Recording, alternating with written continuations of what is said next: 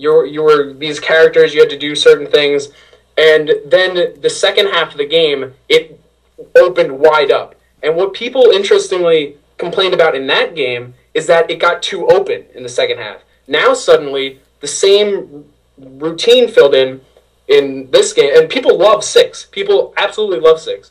The same thing happens in 13, and suddenly they're complaining about the other part.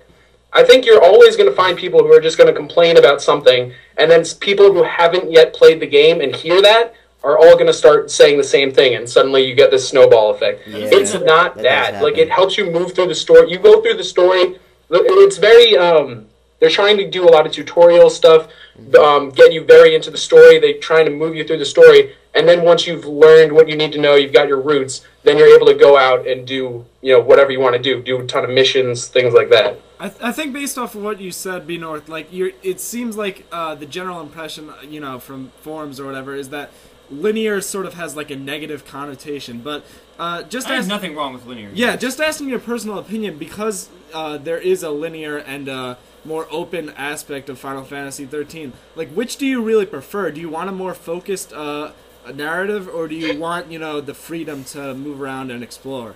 Yeah, that's a really good question. I love, me and both the friend I lent it to, love that they have that dichotomy there, where you have, you're building through the, you're learning a lot about the story, you learn a ton about it, and then once you know a lot about it, once you know how to do everything, you're able to, you can, kind of, if you wanted to, cut short a little bit of the, do whatever you want phase, but, it gives you the option, basically. You have I think it's great that, because a lot of people who play Final Fantasy games love to explore the areas. They love to, go everywhere. You can go talk to the different people, see all the different things you can do, get the ultimate weapons, things like that. And I think it's great that they have that option, but also have the parts where you're, like, going through, like, a ton of story. This story is so long, it's so immersive, and I love that they have both aspects to it.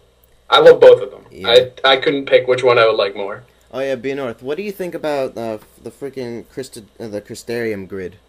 It sounds like you don't like it that much. No, I love it. It's okay. Elaborate as to what exactly that is? Okay. They have a lot of Final Fantasy fans will know that they often switch up their leveling systems. Mm-hmm. The one in this game, it's called Crystarium. Do you want to say something? No. All I want to say is it's very similar to 10's. Yes, yeah, that's exactly what I was going to say. If you played Final Fantasy X, you will instantly know how to use this. It sounds like there's so many games you need to play before you even start. That's the exact thing about Final Fantasy. You really don't have to play. Yeah, you don't have to. I'm not going to try to derail it. Keep going, you guys. I'm just an idiot. Yeah. All right. So, it's very intuitive. They tell you right away how to use it, and then the beginning of it, they kind of... They show you how to do it, and it's very simple, but it also gives you a good amount of control over allowing you, because you're able to level up your different roles. Every character in the game has like multiple roles, right? Classes that they can be. Yeah. And so in previous games, you'd have one character that would be like, a white mage that can heal things or whatever. You'd have a black mage that can do, fire damage, Firaga, Blizzaga, whatever. You could have, different classes. In this game, each of your characters can fulfill multiple classes. Mm-hmm. And it allows you to pick and choose, all right, I want Lightning to be, a Ravager, which is a magic user, a black mage. You can choose to, enforce that one, or you can choose to make her a stronger commando, which is, fighting with your fists. Or better at medic, obviously healing. Yeah, shit like that. It gives you a good amount of customizability, and it gives the characters a lot of versatility, which they haven't had in the past as much of. I think that a lot of people have very varied opinions on the fact that it limits how much Crystarium you can, it limits how much you can get in certain phases of the game. Like, you can't, you can only go up to, level 2 in some parts, or whatever.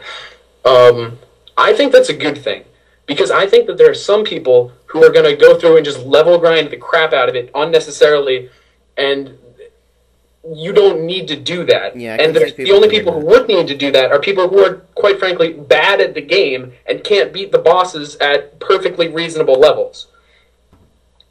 So you think that it's pretty fluid, like you're not like breaking into moments where like, oh, I have to grind to beat this boss, or I did not have to grind until very late in the game, and even then, I didn't have to grind much. Yeah, I haven't so far. I haven't even had to grind at all. Yeah, exactly. Yeah, the phase where I think I didn't start until I did a little bit in chapter 11, and then a little bit before the final boss. But you really don't need to grind that much, and I really like that about this game. I mean, if you think you have to grind, probably chances are all you really have to do is change your fighting strategy, and that's about it.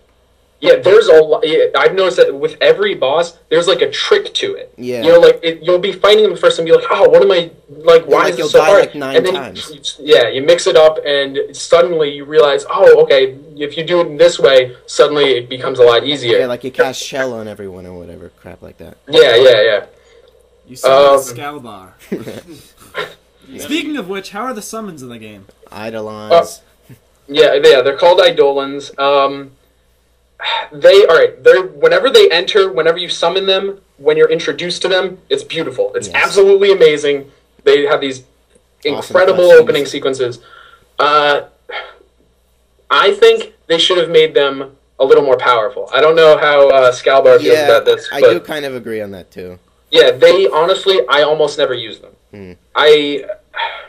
I think they're awesome. I think that the way they use them, especially near the end of the game, like there's this amazing cutscene, Chapter 12, that utilizes them. It's the most amazing cutscene I've ever seen in my entire life. Well, don't tell me about it yet. I think that they're very good for the flavor of the story, and for like, story-wise, they're important. Yeah. And so I think it's good that they have them, but I would have liked to see them a little bit more powerful. But I think like in 10, sometimes they're a little too powerful. So I mean, they're, I think, experimenting with exactly how powerful to make them. Yeah.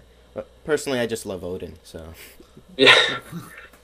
But yeah, I mean, I think, alright, there are a few other things, like, I mean, I've mentioned staggering a few times. Yeah. Do you want to talk a little bit about that? Yeah, staggering pretty much any enemy, like, that you're fighting, they have this thing called a chain gauge.